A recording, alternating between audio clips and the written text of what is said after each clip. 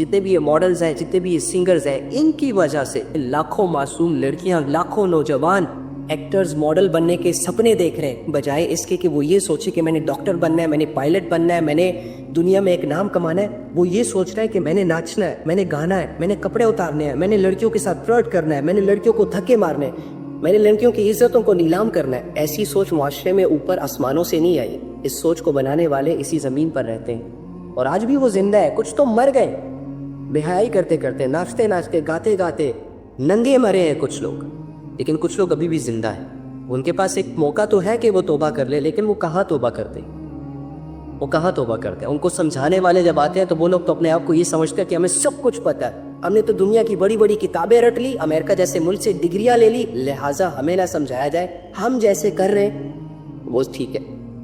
سارا دن ہماری آنکھیں ان لوگوں کے ڈانس، مجروں اور یہ لوگ جو اپنی جسموں کی نمائش کرتے تھے، ہماری نظریں، ہماری آنکھیں انہی لوگوں کو دیکھنے میں بیزی تھی، جس وجہ سے ہم نے قرآن جیسی مقدس کتاب کو کھولا نہیں، اس کی آیتوں کو دیکھا نہیں، پڑھا نہیں، سمجھا نہیں. اور یہ جتنے بھی آ رہے ہیں یہ ٹک ٹاکرز، ان کو دیکھ کر ناچ لو، گا لو.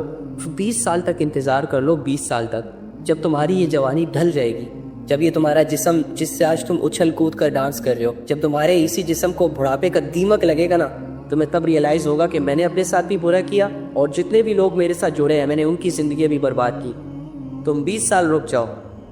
آج جس جوانی کی طاقت کو اور ہاتھوں کی طاقت کو استعمال کر کے تم بڑے بڑے ڈمبلز، بڑے بڑے ویٹ اٹھا رہے ہو نا، انتظار کرو اس لمحے کا کہ تمہاری زندگی میں ایک ایسا لمحہ بھی آئے گا جب پانی کا گلاس بھی منہ تک نہیں لے کے جا سکو گے. اس وقت میں ریئلائز ہوگا کہ تم نے اپنی جوانی کو برباد کر دیا. ہاں ابھی تمہاری عمر ہے، ناچ لو، گا لو، خوب انجوائے کر لو، لیکن اللہ رب العزت ہر امیر کو غریبی، ہر طاقتور کو کمزوری، ہر جوانی کو بڑھاپے، ہر خوبصورتی کو بدصورتی میں کنورٹ کرنے، تبدیل کرنے پر بھی قادر ہے. ابھی بھی موقع ہے، رک جاؤ، سنبھل جاؤ، سدھر جاؤ، سوچ لو 5 منٹ کسی کونے میں بیٹھ کے اپنی زندگی کے بارے میں کہ میں یہ کیا کر رہا ہوں. فائدہ اٹھا لو.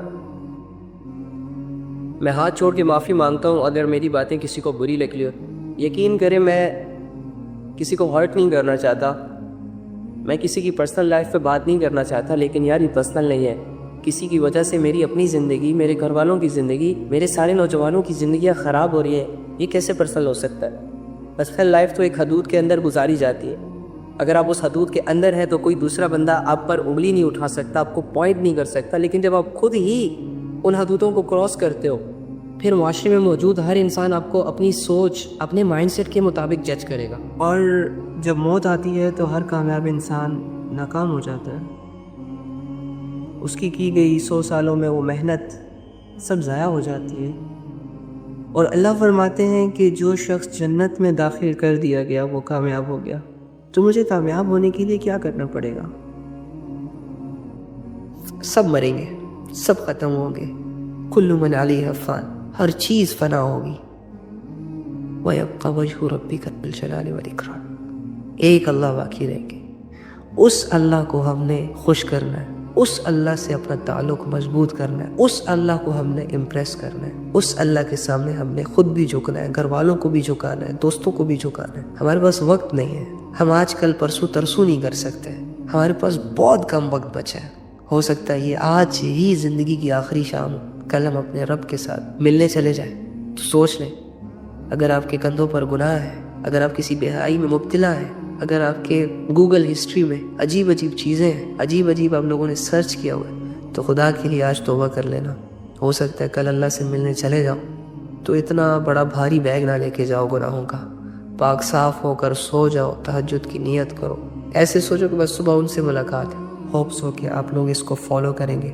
آپ نے کل سے قرآن بھی پڑھنا شروع کر دیا ہوگا. اگر برے لوگ آپ کی زندگی میں ہیں تو کچھ اچھے لوگ بھی آپ کی زندگی میں ہونے چاہیے.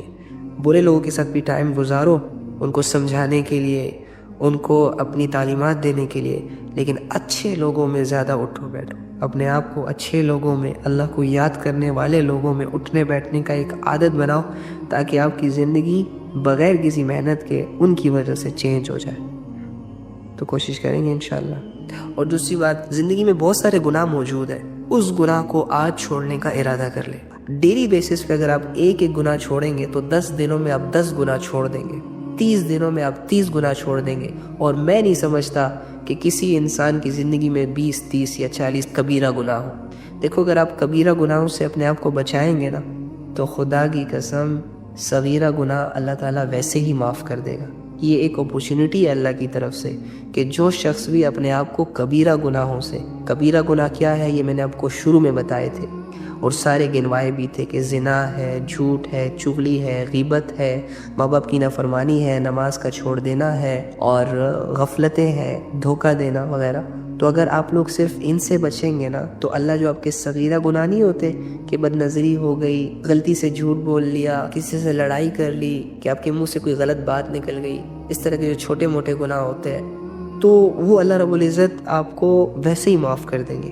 تو ڈیلی بیسس پہ اپنے آپ کو گناہوں سے بچائیں، محنت کریں، انشاءاللہ سب ٹھیک ہو جائے گا. ڈریں مت اللہ سے، محبت کریں، اللہ سے اتنا دور مت جائیں، اللہ کو اتنا اسٹرکٹ نہ سمجھیں، بس اللہ سے ایک تعلق بنائیں کہ میرا اللہ ہے. جس بندے کو اللہ نے جینے کا حق دیا اس بندے سے میں ہوتا کون ہوں جینے کا حق لینے والا. جس بندے کو اللہ نے زندگی دی ہو میں ہوتا کون ہوں اس سے اس کی زندگی چھیننے والا. نہ جانے ایسے کتنے کیسز ہوتے ہوں گے پوری دنیا بھر میں، اور پھر لوگ مجھے کہتے ہیں کہ بھائی اب ہمیشہ اس دنیا کو برا بھلا کہتے رہتے ہو. میں کہاں کہہ رہا ہوں، بنانے والے نے خود اس کی حقیقت بتا دی. وما الحیات الدنیا الا متاع الغرور. اللہ کے بندوں پیار سے باتیں تم لوگوں کو سمجھ ہی نہیں آ رہی، زندگیاں برباد ہو رہی ہے تم لوگوں کی اور سٹل ہنس رہے ہو. سارا دن گزر جاتا ہے قرآن نہیں اٹھاتے ہیں، سارا دن گزر جاتا ہے ایک وقت کی نماز پراپر طریقے سے نہیں پڑھ پاتے ہیں، سارا دن گزر جاتا ہے یہ سوچ نہیں سوچتے کہ یار میں اپنی آخرت کے لیے کیا کروں، میں اپنے دین کی نفاذ کے لیے کیا کروں. اور ان بے غیرتوں کو دیکھتے ہوئے اپنی زندگیاں گزار رہے ہو جنہیں نہ اپنی عزت کی پرواہ ہے نہ تم لوگوں کی عزت کی پرواہ ہے. ان نکموں کو دیکھتے رہتے ہو سارا دن کہ جن کو نہ اپنے وقت کی قدر ہے اور نہ آپ کے وقت کی قدر ہے. ان بے حیا لوگوں کو دیکھتے رہتے ہو ساری عمر کہ جن کا حلال حرام جائز ناجائز سے کوئی تعلق ہی نہیں. برباد لوگوں کو کامیاب سمجھ کر ان کے پیچھے چل رہے ہو. بہت اٹریکٹیو لگتے ہیں تم لوگوں کو یہ لوگ. خدا کے بندوں اپنے آپ کو بچاؤ، اپنی نسلوں کو بچاؤ، اپنی آخرت کو بچاؤ. ایک دفعہ مر گئے نا تو یہ سارے مزے، یہ نفس اور ہوس کے سارے تماشے اور یہ ساری انجوائمنٹ آپ کو بہت پھیکی پھیکی لگے گی. آج سے پہلے جو بھی کیا تم نے چھوڑو، اس کی ٹینشن نہ لو، سب کچھ بھول بھلا کے اللہ کے سامنے کھڑے ہو جاؤ، محبت کا قیام کرو، عاجزی کا رکوع کرو اور امید کی کیفیتوں سے اللہ کو سجدے کرو. اور 2 رکعت نفل پڑھنے کے بعد اللہ کے سامنے ہاتھ اٹھاؤ، جھولی پھیلاؤ، جتنا گر سکتے ہو، جتنا بچ سکتے ہو بچ جاؤ اللہ کے سامنے. جتنی عاجزی ہے تمہارے اندر ساری اللہ کے سامنے رکھ دو اور اللہ سے کہو کہ اللہ بہت بڑے بڑے گناہ لے کر آیا ہوں، اے اللہ بہت بڑی بڑی بغاوتیں لے کر آیا ہوں، جانے انجانے میں نے ہر وہ چیز کی جس سے تو نے منع کیا، کچھ لوگوں نے کروائی، کچھ اپنی مرضی سے کی. اللہ یہ چھپن چھپائی کی زندگی مجھ سے مزید نہیں جی جا رہی، میں اب تیرے سے جڑنا چاہتا ہوں. میں آیا ہوں اپنا جرم قبول کرنے، اپنے گناہوں کو معاف کروانے، کیونکہ ایک آیت میرے کانوں تک پہنچی ہے. اور میں اگر تم سے ایک پرسنل بات شیئر کروں اپنی، جب زندگی تنگ ہو چکی تھی مجھ پر، جب لوگ نہیں سمجھ رہے تھے مجھے، جب مجھے میرے گناہ اور میرے گندے اعمال ڈرا رہے تھے، تو قرآن کی اس آیت نے مجھے ایک نئی زندگی دی. اگر یہ آیت میں نہ پڑھتا تو شاید آج میں آپ لوگوں سے یہاں بات نہ کر رہا ہوتا. اور وہ ہے قُلْ يَا عِبَادِيَ الَّذِينَ أَسْرَفُوا عَلَىٰ أَنفُسِهِمْ لَا تَقْنَطُوا مِن رَحْمَةِ اللَّهِ. کہ اے نبی میرے ان بندوں کے پاس جاؤ جنہوں نے اپنی جانوں پر ظلم کیا، گناہ کیے بہت بڑے بڑے لیول کے، اللہ کو ناراض کیا. جاؤ ان کے پاس اور ان سے کہو کہ اللہ کی رحمت سے مایوس نہ ہونا، اللہ سارے گناہوں کو معاف کر دے گا. یہ مت سوچنا کہ اللہ گناہ معاف نہیں کرے گا. جب میں نے یہ آیت پڑھی تو میں خوش ہو گیا، مجھے ایک نئی زندگی مل گئی، ایک نیا راستہ مل گیا. تو تم بھی جاؤ اللہ کے پاس اور اللہ سے کہو کہ اللہ میں بھی گنہگار ہوں، اللہ میں بھی ان لوگوں میں شامل تھا جو تجھ سے دور بھاگتے ہیں، لیکن میں آ گیا میرے رب، اب نہیں جاؤں گا، مجھے بھی قبول کر لے. یہ گناہ کیے میں نے، بس ان کو معاف کر دے. اللہ سے اپنا حال بیان کرو اور جب تم معافی مانگو تو خوشی خوشی اٹھو کہ تم نے جس رب کے سامنے اپنے گناہوں کی معافی مانگی ہے نا وہ بہت بخشنے والا ہے. اب یقین کرو اور اس کے بعد سے نئی زندگی شروع کرو. کیا مشکل ہے اس میں؟ چھوڑ دو بے حیائی، چھوڑ دو گناہ، چھوڑ دو غفلتیں. کتنی دفعہ کی ہیں تم نے یہ ساری چیزیں، کیا فائدہ ملا؟ کچھ بھی نہیں، آگے بھی نہیں ملنے والا. بس پھر اپنی زندگی عبادتوں کے ساتھ جوڑ لینا، علم کے ساتھ جوڑنا، اچھے لوگوں کے ساتھ اٹھنا بیٹھنا، سب ٹھیک ہو جائے گا. اور جو بھی حالت اللہ رب العزت کی طرف سے تم پر آئے اس پر صبر کرنا، اس پر راضی رہنا اور اللہ سے کہنا کہ اللہ حالت تو بڑی مشکل ہے، لیکن اگر اس مشکل حال میں تیری رضا مجھے مل رہی ہے تو اٹس اوکے، ٹھیک ہے۔ ہاں، دنیا کی پرواہ نہ کرو، اپنے آپ کو اللہ سے جوڑو گے تو ایک مضبوط انسان بن کر لوگوں کے سامنے آ پاؤ گے۔ اگر اللہ سے دور بھاگتے رہے تو باوجود اس کے کہ دنیا میں تمہارے نام کے چرچے ہوگے، لیکن تم اپنے آپ کو کبھی بھی مطمئن نہیں کر سکو گے، ٹھیک ہے۔ تو بس توبہ کریں گناہوں سے، رک جائیں بے حیائیوں سے، منہ موڑیں اللہ کی بغاوتوں سے، اللہ سے دور جانے کے بجائے اللہ کی طرف آنے کی کوشش کریں گے نا کوشش۔ یہ تو نہیں کہو گے کل سے کروں گا، پرسوں سے کروں گا، ابھی سے۔ کبھی آنسو، کبھی سجدے، تو کبھی ہاتھوں کا اٹھ جانا، خواہشیں ادھوری ہو تو خدا کتنا یاد آتا ہے۔ اللہ فرماتے ہیں ما غرک بربک الکریم، اے انسان تجھے کس چیز نے دھوکے میں ڈال رکھا ہے؟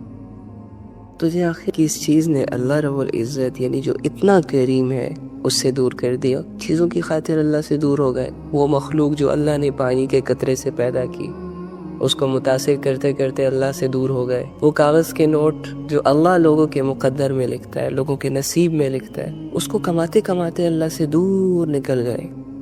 ہائے، خواہشیں ادھوری ہو تو خدا کتنا یاد آتا ہے۔ اب نماز پڑھ رہے ہوتے ہو لیکن دنیا کے خیال آپ کو چاروں طرف سے گھیر لیتے ہیں، آپ پھر ان خیالوں سے لڑ کر اللہ پہ فوکس کرتے ہو، لیکن پھر وہ وسوسے آ کر آپ کے فوکس کو ڈسٹرب کر دیتے ہیں، اور یہی سلسلہ چلتا رہتا ہے اور آپ کی نماز مکمل ہو جاتی ہے۔ تو یہ والی نماز بھی اللہ کو مقبول ہے، پسند ہے کہ بندہ میری عبادت میں میرے لیے سٹرگل کر رہا ہے، وسوسوں سے لڑ رہا ہے۔ یہ تو مجاہدے والی نماز ہے نا، کہ مزہ بھی نہیں ہے، سکون بھی نہیں ہے، فوکس بھی نہیں ہے۔